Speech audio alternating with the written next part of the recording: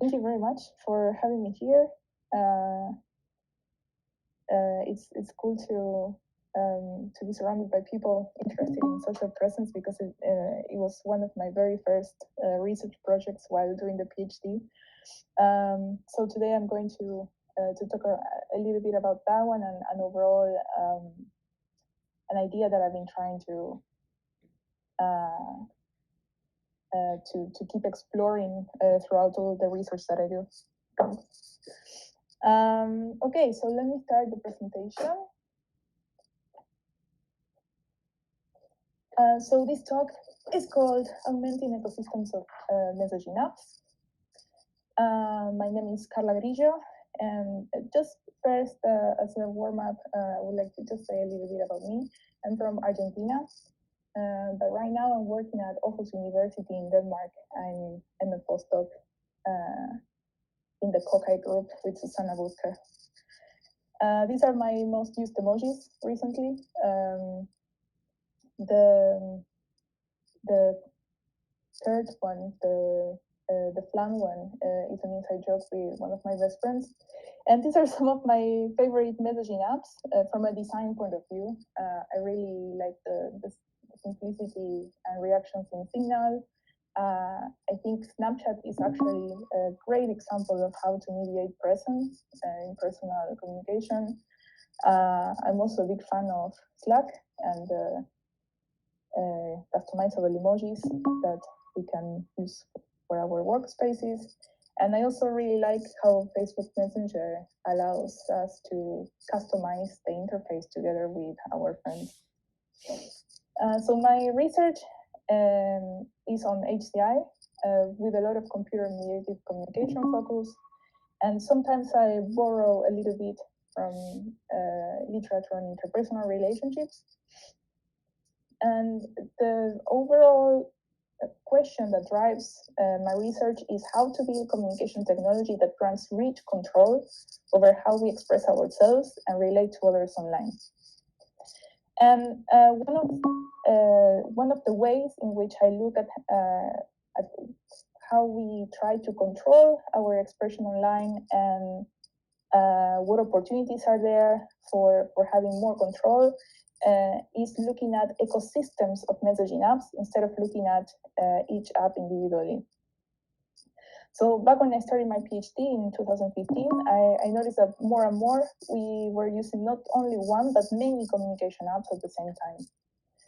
For example, WhatsApp and Facebook Messenger are very similar messaging apps, but a lot of people use both of them. And maybe also Telegram and Slack for work and Skype to have video calls with your mom, and Snapchat and Instagram as well. So I believe that we create ecosystems of communication apps, which are personal collections of messaging apps and social media platforms that connect us with different social circles and allow us to express ourselves in different ways. However, most apps are designed to compete with other apps, not complement them. And most research focuses on how a specific app or functionality supports communication. So I thought it was worth studying the implications of creating ecosystems of communication apps. What do we as users get out of it, and what opportunities for design it brings? So the first study I want to show you is an interview study with 18 participants looking at how people manage their contacts across ecosystems of apps. The analysis of this interview study followed a grounded theory approach, and the results were published at CARI 17. And I want to point out that this study was part of Midas Nowen's master thesis, which back then I was co-supervising with Wendy Mackay in Paris. So what first caught our attention was to see that contacts contaminate apps. This means that the conversation with one contact affects the conversation with other contacts in the same app, even though no information is shared between the conversations. For example, the participant said that she got stressed when accidentally seeing messages about work on WhatsApp, which influenced her mood in the conversation with her partner. And another participant said that because her uncle spoke to her on Skype, she saw that a friend from high school was online there, decided to talk to him after many years, and this actually led them to start dating. So we learned that the contacts in an app have a huge influence on how that app feels like and what do you do with it. Oh, sorry. Are you still seeing my... What did I do? Okay. I lost my presentation for a moment, sorry. So to control how contacts influence each other inside one app, users separate them across different apps. And in doing so, they do what we call, they create communication places on top of each of these apps. So a communication place is really a personal construct with very personal membership rules about which contacts should be inside or outside an app. And it may also have a perceived purpose as well as emotional connotations that we attach to them. In other words, what you use the app for and how you feel about the app. So these appreciations around an app are highly personal. For example, one participant said, "In my head, WhatsApp is slow and old. I only use it for groups, like the family WhatsApp group. So to talk to my friend there is weird. Whereas Messenger is wide and happy and empty, it feels way more airy and I use it for all my friends." However, other participants had the exact opposite opinions about WhatsApp and Messenger. Throughout the interviews, we recognized a very tight relationship between the apps and the communication places that were built on top of them. The contacts, functionality, and communication patterns within an app shape the definition of a communication place. But since communication places are highly associated to people, they are as dynamic as our personal relationships with them. As our relationships in an app change, we might also change our sense of what functionality makes sense to use in that app, how that app feels, and what do we use it for. In the same way, it may happen that an app adds new functionality, changing the type of communication patterns that happen there, and then we may end up feeling that it's a different communication place than it was before. So, for example, a participant told us that WhatsApp used to be the place to send funny voice messages with a group of friends. But when other people started joining WhatsApp, he felt that his group of friends sort of drowned out and decided to start using Snapchat as his new place for funny messages with them. This example shows how, when the definition of a communication place changes, people push contacts in and out of their apps, which causes other communication places to appear or change as well. So I see the creation of communication places as an attempt to controlling the boundaries between the diverse relationships we mediate in our ecosystems of messaging apps. And since the contacts in one app affect not only other conversations in that app, but how communication happens in other apps, users may try to control this by separating them in different communication places. However, sometimes they have to break the rules that they created for their communication places, especially when the functionality they need for speaking with somebody is actually somewhere else. For example, a participant that used WhatsApp mostly for her family group chat at some point started adding contacts from Tinder to chat more comfortably there. But when suddenly she felt like avoiding this Tinder person, she started to avoid the entire WhatsApp, and that led her to miss out conversations that she had with her family and friends as well. So the takeaways here are that users create personal communication places on top of our apps, which define how we use them. And to preserve their communication places, they try to keep contacts where they belong. But sometimes they break their own rules because the functionality that they want to use with a contact is in an app where that contact isn't supposed to be. So this is where I take this as when I try to think of the design implications that come from this. I see that we need a more flexible association between contacts and functionality, so that users can access the functionality they need regardless of what service their contacts use. The current model of apps implies that if we want to create new communication functionality, we need to offer a new app which will have our new features but will lack others. And users have to install and move to our new app to enjoy those new features, but then they can't use other apps as well. So as we offer new spaces for users to create places in, at the same time, we might force them to break their existing places when they need to access a new functionality. So the idea that I propose and that drives in general the technical research that I do is to shift from designing competing apps that are isolated to designing for ecosystems of messaging apps, acknowledging the fact that people use many apps together. And a way of doing this is to augment these ecosystems with functionality that users can bring into any of the apps that they already have. So this is actually challenging because apps don't really let us do that. There are no open APIs, there is no interoperability between apps. We can barely share pictures or forward messages from one app to the other, but we can't really have the possibility of bringing new functionality into the commercial apps that we already use. So what I've been exploring are workarounds, little hacks to repurpose things that we have in mobile operating systems to give users access to global functionality that they can add to their existing apps. In particular, I've been experimenting with notifications and keyboards as a way of hosting new functionality that users can bring to their existing apps. And the main idea for doing this is to allow users to preserve their communication places. So even if we look at it from an academic point of view for doing research, it's really nice to be able to study how new functionality affects communication without asking users to completely abandon the apps that normally mediate their communication. So studying new functionality for communication in this way also gives us much more ecological validity as researchers.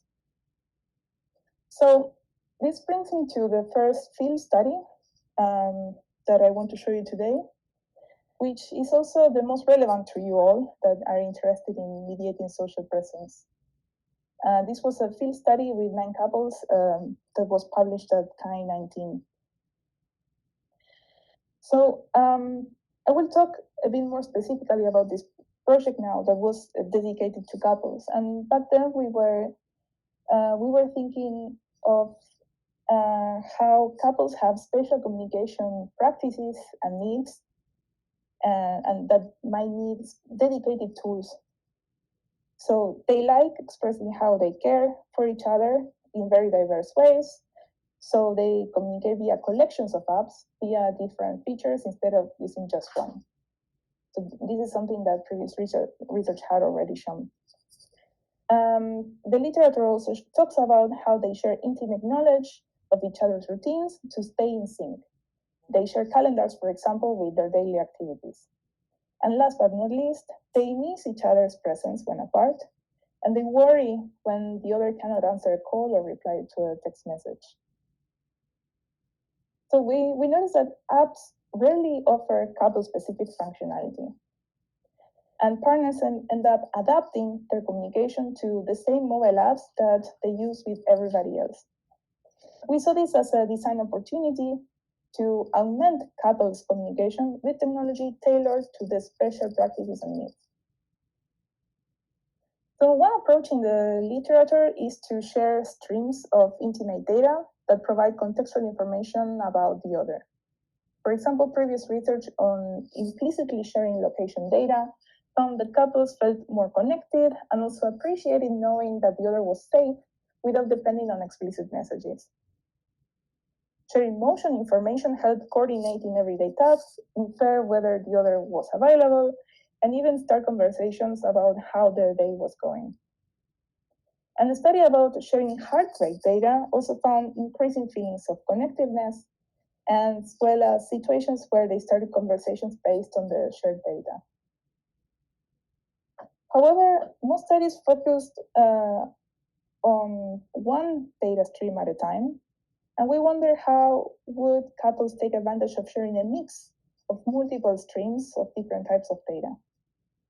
Also, most of this research had focused on sharing only live data, and we speculated that persisting the shared data and showing a trace of past activity could provide research richer context views. So in this study, we investigated how couples' communication changes when sharing multiple and persistent streams of contextual information. We built a technology probe that we called Lifelines. I'm not sure if you're seeing a video. And Lifeline shares a visual timeline of contextual information between partners. The visualization appears as a sticky notification, and it's sticky because you can't dismiss it. So partners have easy access to it no matter which app they're using. There you can see it. So presenting Lifelines as a notification provides two key benefits. One, it provides peripheral awareness of what's going on with your partner in the notification panel, where users see their incoming messages all the time. And second, users can overlay the notification on top of any messaging app that they're using, augmenting their conversations with contextual data. Partners can also open a configuration app called Line Builder, where they can see a legend of the streams they share with each other. On the top, we see the user's lifeline, and the one below is their partners. So here in this example, we have, as usual, Alice and Bob. So partners can share up to 6 streams of contextual information, which we selected based on previous research and the types of data that most phones could easily sense. These streams appear in layers. First, the first layer represents the battery level. Then comes how close the user is to their home. Then whether media is playing or not. Whether the user is walking or not. The timestamp and duration of outgoing calls to the other partner. And last, the timestamp of SMS to their partner. Just to show you an example of how this would look in real life, here I hope you can see a video of a user playing a game. We can see that the black battery level streams get thinner as the phone battery drops. Sorry that I don't really get feedback about whether you're seeing this video or not, so it's a little bit confusing. And here we can see that the blue that you see on the lifelines represents the closeness to home, and it gets darker as the user gets closer to his place.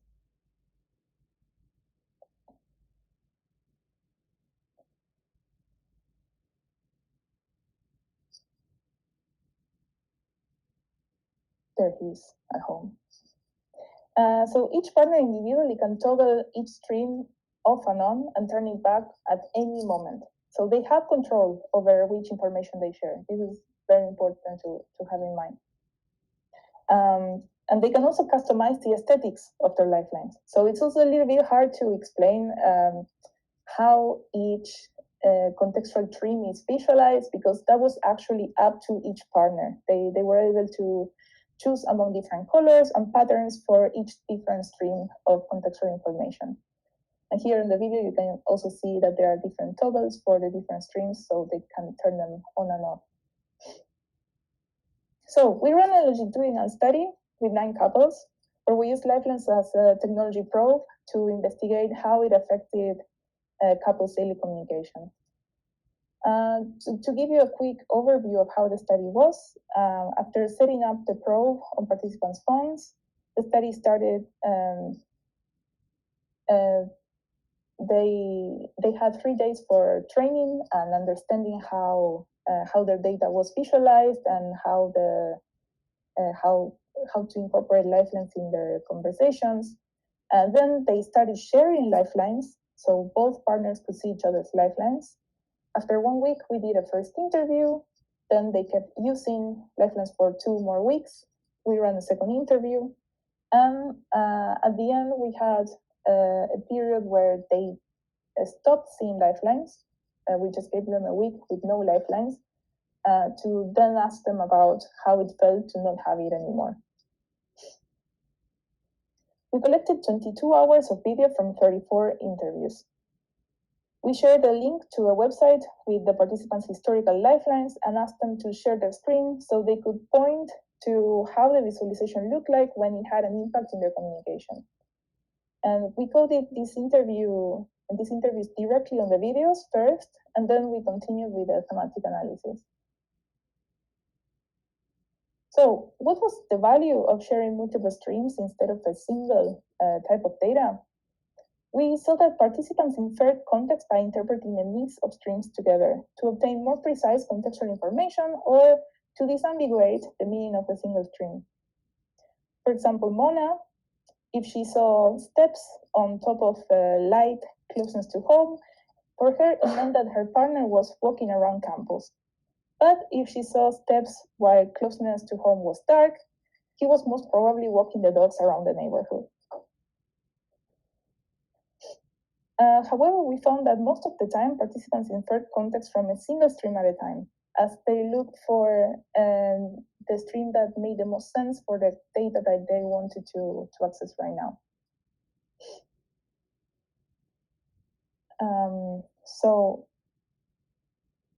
Regarding the value of persisting data streams, instead of sharing only live information, we were particularly surprised at how participants added meaning to their patterns of missing data. When the phones were suspended for too long, our sensing app wouldn't be able to send data to the server, leaving gaps on a lifeline, as you can see here on Kelly's lifeline. Rather than seeing this as a bug, some participants used it as extra contextual information. So Barry explained that when he saw these regular gaps, he knew that his wife was away from the phone and probably running after the kids. But when he saw her complete lifeline, she was having a peaceful moment using the phone, which meant that everything was okay at home and the kids weren't doing anything crazy. We also looked at how the probe changed couples' communication dynamics. We found that lifelines sometimes replaced direct communication with a simple look at the data. For example, Rick learned to recognize that when Nina was outside the city, her closeness to home wasn't visible. And when it started showing up, it meant that she would arrive home in about an hour. So instead of asking when she was arriving home, he used this pattern to estimate when to start preparing dinner. One time he even used this as a cue to order food on the phone, and the food arrived at the same time as Nina. In other cases, contextual information triggered direct communication. Partners texted and called the other after seeing unexpected or curious data on their lifelines. For example, Dory noticed a series of blue crosshatch patterns on John's lifeline when he was at work and wondered why, because she didn't expect him to be listening to music at work on the phone.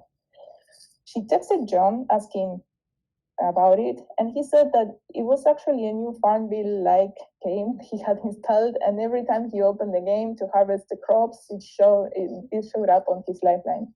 And this inspired Dory to also install the game, which became a new everyday conversation topic for them. So we see that the data that confirms partners' expectations and knowledge of each other's routines replaces direct communication. Stories like this one suggest that data that challenges partners' expectations and knowledge of each other provoke new communication. So it's important to highlight that there were very strong individual differences in how couples valued and read each other's streams. So just to give you an example, let me compare how media playing and steps were used by Dory and Kelly. So for Dory, the media stream was for asking her partner about surprising patterns. But Kelly used it to coordinate pickups without asking her husband if he was on his way or if he was already at the train station. Then Dory used steps to check on her husband on his way to the office instead of asking him if he arrived safely. And on the other hand, Kelly used steps to remind her husband that he had to walk more often to take care of his bad knee. So we can't really say that a specific type of data is what provides peace of mind or starts conversations. What we see is that the data that confirms partners' expectations replaces direct communication, and the data that challenges those expectations trigger new communication. We also found that replacing direct communication may hurt established communication patterns that were important to the couple. We found only one example of this kind, but we believe it points to an important risk behind sharing this type of data. So Hugo relied on lifelines a lot and gradually stopped sending casual messages to ask, Hugo's partner, to ask him, how are you? What are you doing? And Hugo missed this a lot. He said that those moments felt like a closer act than simply looking at the data, and it made him feel more distant from his partner. So one day he turned off the closeness to home stream to see if his partner would start texting him again. So you can see on the screen that the brown color represents the closeness to home, and it suddenly disappears, and you can only see the green color on the background that represents the battery level. So this is how it looks the moment that he turned the closeness to home off. When his partner noticed, she felt like he was hiding something, and he explained that he wasn't hiding anything and that he had just turned off his GPS to save battery. So this is an example of how an ambiguous visualization design can enable plausible deniability, but most importantly, it suggests that not all couples may feel more connected by sharing contextual information, and that a poor balance between triggering and replacing direct communication may actually lead partners to feel more distant.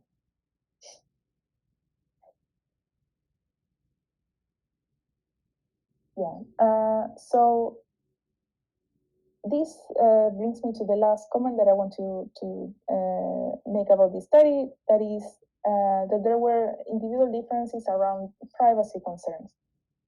So because participants self-selected themselves to participate in the study, we worked with couples that were generally open to share their contextual information. However, we still observed different appreciations around different streams. For some, a stream was too vague to be valuable, and for others, it was too revealing. For example, regarding closeness to home, Mona felt that sharing a color gradient was too vague and would have preferred sharing the exact location to feel safer. But Eva felt that the color gradient was too revealing, as she was no longer able to surprise her partner when arriving home early. Participants also showed differences in how they appreciated their partner's attention to lifelines. Some felt that their partners used it too much, and others too little. For example, as seen before, Hugo regretted that his girlfriend was using lifelines too much and stopped texting him. But Lucy felt disappointed because her partner wasn't looking at lifelines at all, which made her feel like he didn't care about what she was up to. And well, last, in terms of using lifelines as an augmentation of the entire ecosystem of apps, we found that some participants regretted that lifelines show no traces of their communication via other communication apps that weren't SMS. As I was saying before, there are no APIs for us to, for example, read how many WhatsApp messages participants are sending back and forth, or the same from Facebook Messenger or other apps. So we were only able to get data from about SMS. And despite many participants said that they would have liked to see their communication traces, no couple decided to move to SMS just to have that feature on Lifelines. And I think this highlights the importance of integrating with existing apps and preserving participants' communication places. We also heard ideas from the participants about how else they would like to share contextual information between them. So, for example, a couple of participants said that they would like to show traces of the pictures shared across the different apps that they had. For example, not only on WhatsApp, but also on Instagram. A couple of people suggested leaving little drawings or marks on the Lifeline itself, for example, to mark an urgent message on the Lifeline. So even if you're using an app where the message isn't there, it still brings your attention to, well, something important happened. And something else that was quite interesting was that rather than worrying about how their partner would use their data, many were concerned about how we were using their data and about, like, if Lifelines was a commercial app, how, like, where would their data be stored and how we would be treating it. And this made us reflect about the fact that when they were installing Lifelines for the first time, they were getting a lot of permission requests. The Lifelines asked them for permissions, for example, to read the SMS that they were sending and receiving, read the calls that they were doing. And we couldn't find a way of providing permissions to Lifelines, but only concerning the communication between the two participants of the study. So this made us realize that, in general, operating systems are not, of course, are not thought to be designed to support relationships. Mobile communication is relationship agnostic, let's say. It would be quite interesting to have more features that acknowledge the relationship between two people. For example, being able to ask a user for a permission to read SMS, but only for the SMS that he sends to a specific other person. Okay, so with this, I would like to move on to the second field study, which was presented in a paper last year at CAI called Mediating Intimacy with Dearboard, a co-customizable keyboard for everyday messaging.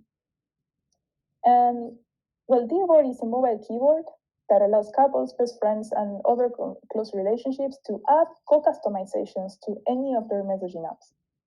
So co-customizations are customizations that all members of the conversation can see and control together.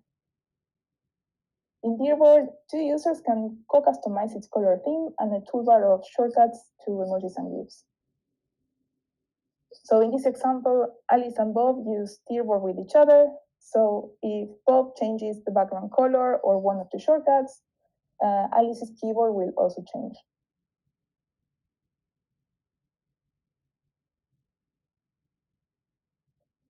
And similar to Lifelines, Dearboard connects two people across any app.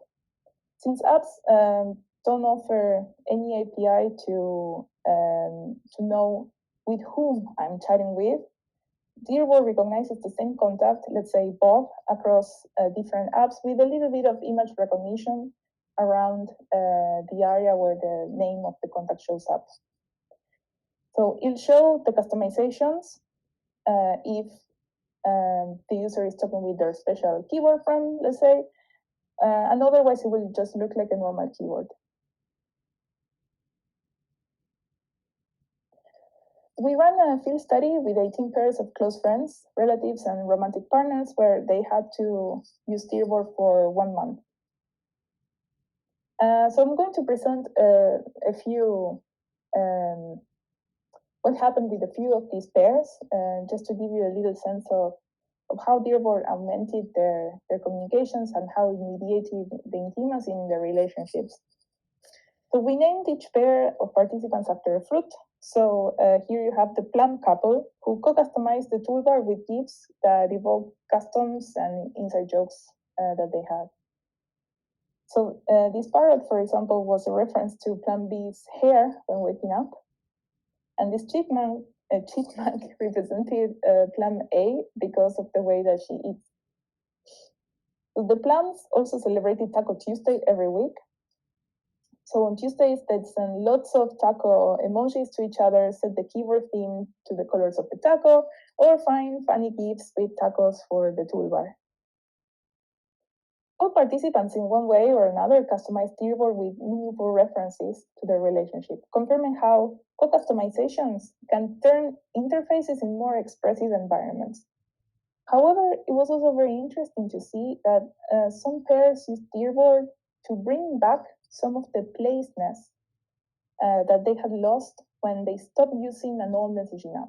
For example, the plums were very happy to have a shortcut to a peach. There is a sticker common in Kakao Talk, which was the app that they used back when they lived in Korea. And after moving to Singapore, they started to use WhatsApp more often, and they lost those stickers that they really liked. It was pretty cute how meaningful the sticker was to the couple. In the middle of an interview, the girl that I was interviewing ran to grab a huge plushie of this peach and showed it to me on the screen. And the banana friends played color wars by changing the keyboard theme from pink to blue and back nearly every day. This was based on the rivalry that they had for 13 years. And it all started back when they used MSN Messenger, where one always sent messages in pink and the other one in blue. So I don't know how many here have used MSN Messenger, but it's funny because it was a messaging software that allowed for much more customizations that we can have today in commercial apps. So now the banana friends used Google Hangouts as their main place for each other. And they were very happy to have a version of these color wars that they had on MSN Messenger back on the app that they use today. We also found interesting patterns about how participants created strategies to co-own the keyboard. The pair couple, who described themselves as a monochromatic relationship, set the color theme to purple together, which was also the color of many of their decorations at home, and even of their wedding theme.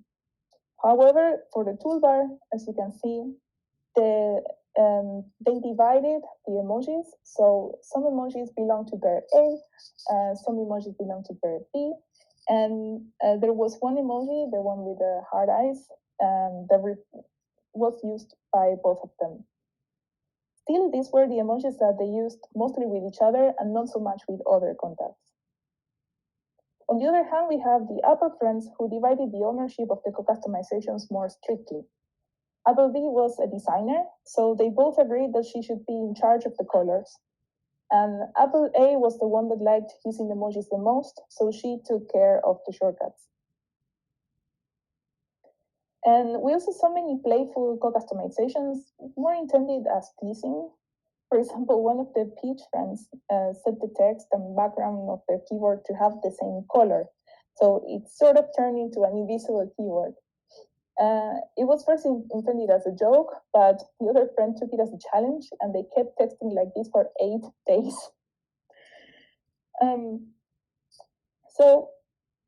First, this study shows that parallel to the messages in a conversation, the interface itself can become a medium for intimacy if it's co-customizable. So a common approach to supporting expressions of intimacy that we see on messaging apps or in the literature is to incorporate new types of media. For example, stickers or GIFs or even augmented reality lenses. But here we propose a different approach. We take common interface elements such as background colors or an emoji menu, and we turn them into co-customizations that two users can control together. And this simple twist inspired participants to express inside jokes and anecdotes, shared traditions that they have in the interface itself, beyond what they wrote in their messages. So while the Lifelines project I presented before was more directly about mediating presence, I also think that in this case, the co-customizations remind us of the bond that we share with another person, and in that way, the person is present in the interface itself, even when they're not actively communicating with us. So I want to show this participant quote that illustrates this very nicely. Pair A said that Dearborn is a special place that you share virtually with your significant other. It's like a visual help to make you feel in that common space. At least when you open that up, it's like when you enter home. Like when you open your door and you see the furniture, the paintings, or anything, it's like, oh, I'm home. And second, I'd like to invite everyone to see this as another example of how we can acknowledge the relationship between two people and mediate intimacy with tools that belong to them, independently of the functionality that messaging companies decide to implement or even discontinue. So we saw in the study that participants were able to access their co-customizations no matter which app they used. And it even allowed some of them to bring back customizations and media that were special to the relationship but were lost when their favorite apps were no longer available. So now I'd like to transition to the discussion time.